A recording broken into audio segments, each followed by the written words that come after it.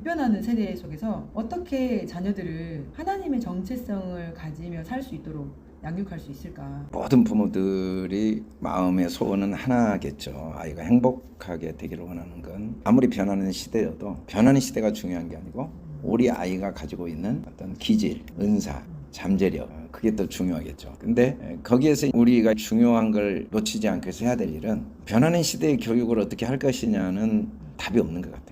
예를 들면 AI를 빨리 가르친다, 아니면 AI에 거리를 둔다, 아니면 뭐 AI 시대에 이 AI도 중요하지만 그것과 함께 독서 능력도 길러주고 그걸 병행해야 된다. 그러니까 쉽게 말하면 너무 기계화되니까 뭐 문학이나 예술 접하게 해줘야 된다. 이런 다양한 뭐 선택들이 있을 것 같아요. 근데 어느 선택이 더 좋냐는 의미가 없어요. 시간이 지나고 보면 모든 선택의 나름대로 장단점이 있기 때문에 어느 게 좋냐는 중요하지 않는데, 지금 말한 것 중에 제일 중요한 건 이 시대의 부모로서 아이들을 행복하게 하는 것.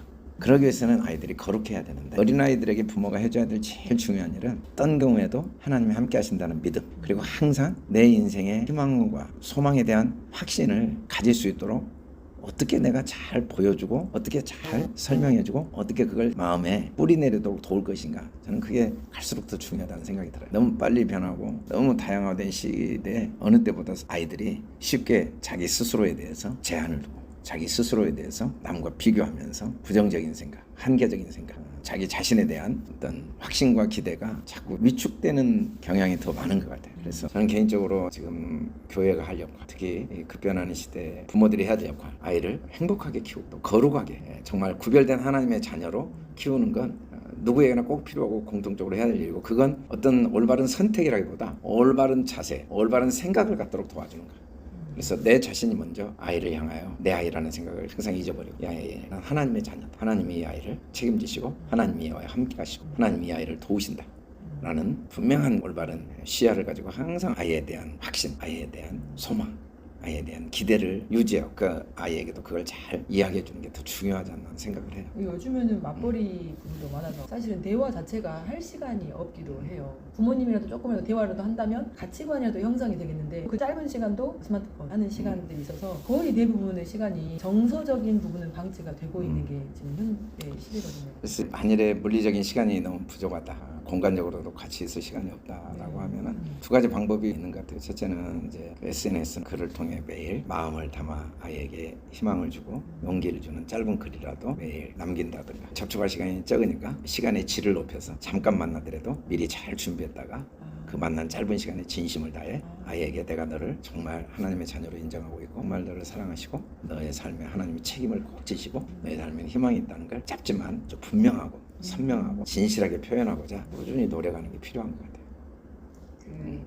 목사님도 자녀들을 키워보셨잖아요. 네. 아주 어릴 때는 뭐 말 못할 때는 부모님이 거의 생존이니까 춤추고 나면 춤추고 뭐 예쁜 일 해보라고 하지만 이제 말하기 시작하고 자기 주장이 강해지기 시작하면서 점점 대립하기 시작하잖아요. 특히 뭐 사춘기. 근데 부모님은 또 본인이 갱년기, 서로 너만 사춘기야 나도 갱년기야 이러면서 나중에도 해요. 갈등의 고비를 지나고 있는, 어떻게 지혜롭게 지나갑니까? 저는 굉장히 부끄럽죠. 저는 유교적인 문화에서 컸고 또 교회라는 문화를 아예 접해본 적이 없고 25살에 처음으로 교회를 나왔던 사람이고, 그리고는 결혼해서 아이를 낳으니까 저에게는 그 부모님으로부터 물려받은 성경적으로 망령된 행실이 굉장히 깊었어요. 표현도 잘 못하고 가끔 표현 한마디 하면 굉장히 권위적이고 무뚝뚝하고, 제가 표현하면서도 이게 아닌데 라는 느낌이 들고 후회는 하지만 쉽게 고쳐지지가 않아요. 오랫동안 내가 그렇게 보고 자랐고 그게 내 몸속에 배어져 있으니까. 그런 점에서 아이들에게 실수도 많이 하고 미안함이 있는데, 사람마다 다 그런 안타까움이 있을 거예요. 잘하고 싶지만 자기 뜻대로 안 되는, 어느 날 보면 자기가 정말 싫어했던 부모님의 모습이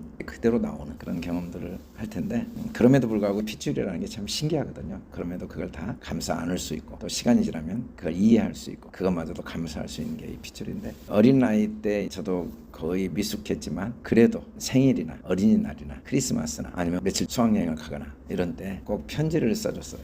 편지로는 미숙한 내 표현을 보완할 수가 있더라고요. 말로는 잘 못했는데 얼굴 표정으로는 너무 사랑스럽고 격려해주고 싶은데 인상 딱 쓰고 이야기하는 나를 자주 봤거든요. 근데 글로 쓸 때는 진짜 내 미숙함을 덮고, 보통 때 말로 못했던 거, 표정으로 못했던 거 진심으로 내가 너에 대해서 어떤 마음을 갖고 있는지, 또 하나님께서 너를 어떻게 사랑하시는지, 이 편지를 써주는 일을 꾸준히 했어요. 그게 지금까지 거의 30년 이상 꾸준히 했는데, 1년에 몇 번 아니지만 그것들이 많은 부분을 상쇄하게 하더라고요. 그래서 우리가 자녀들에게 희망을 주고 용기를 주고 또 어떤 경우에도 흔들리지 않는 올바른 정체성을 갖도록 돕는 일이 쉽진 않아요. 그리고 매일매일 원치 않게 말과 표정으로 옛날 부모에게 받았던 걸 나도 모르게 하기가 쉬운데 그런 걸 우리가 고칠 수는 없어도 당장에 바뀌진 않아도 진심을 글로 써서 표현을 꾸준히 하다 보면 조금씩 서로 마음이 통하고 나도 이제 조금씩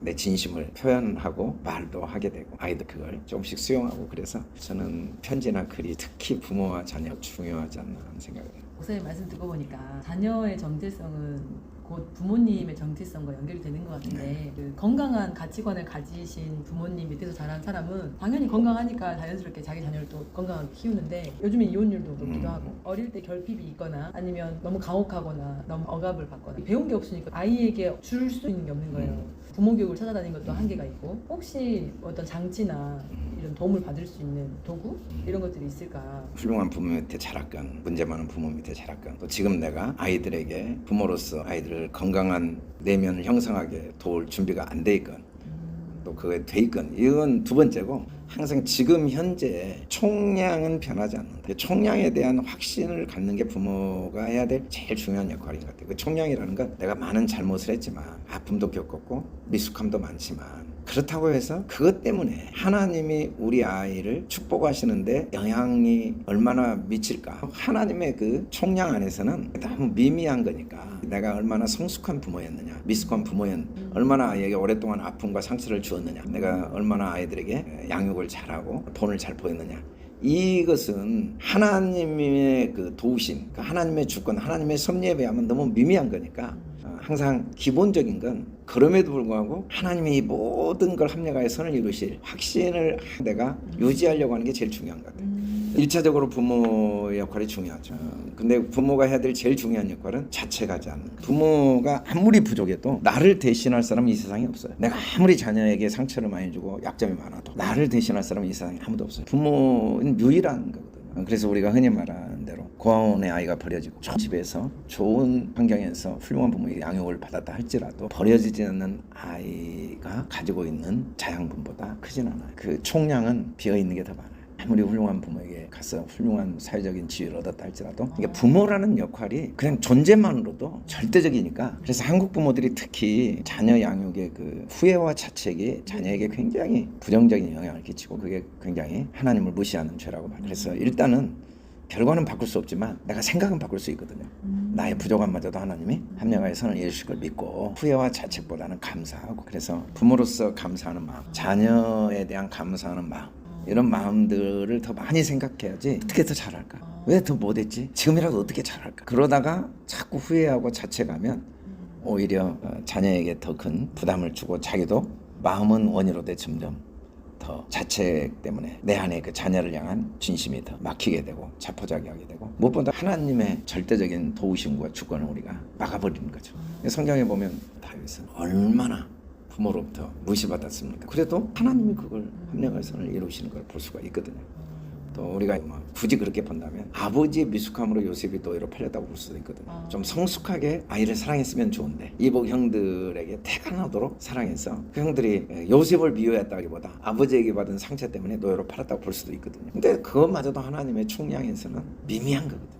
그것마저도 얼마든지 합력할 선을 이룰 수 있다는 걸 우리에게 보여줬으니까 우리는 항상 지금이라도 잘하려고 하는 건 좋아요. 아이에게 좋은 부모가 되는 건 좋고 또 아이에게 본을 보이려고 하는 건 너무 중요한데 그보다 중요한 건 잘못해온 모습 나의 부족한 모습도 전적으로 주님께 맡기고 항상 그래도 다시 감사하고 저는 부모로서 계속 기도하면서 아이의 은혜 자녀의 은혜에 대한 생각을 많이 해야 된다고 생각을 해요.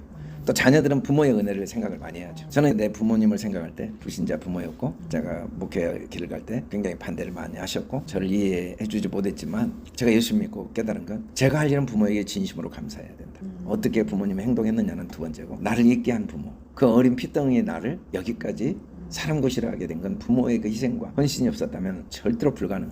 굉장히 미숙한 점이 있었을지라도 그건 부모님들의 미숙함이지 내 영역이 아니고 나는 진짜 감사해야 된다. 두 번째, 자녀들에게 진짜 감사해야 된다. 내가 부족한 부모지만 내 아이 때문에 내가 하나님만 가질 수 있는 아버지라는 이름을 가진 거지 돈으로 얻은 것도 아니고 뭐 힘으로 능력으로 얻은 것도 아니고 자녀가 탄생해줘서 내가 아버지라는 이름을 갖고 아버지의 경험을 하고 있기 때문에 너무 감사하다. 미안하고 부끄럽고 안타깝고 아쉬움도 많지만 그래도 훨씬 감사할 게 많다. 그래서 자꾸 감사의 마음을 가지려고 노력하는 거 그게 중요하다는 생각을 합니다.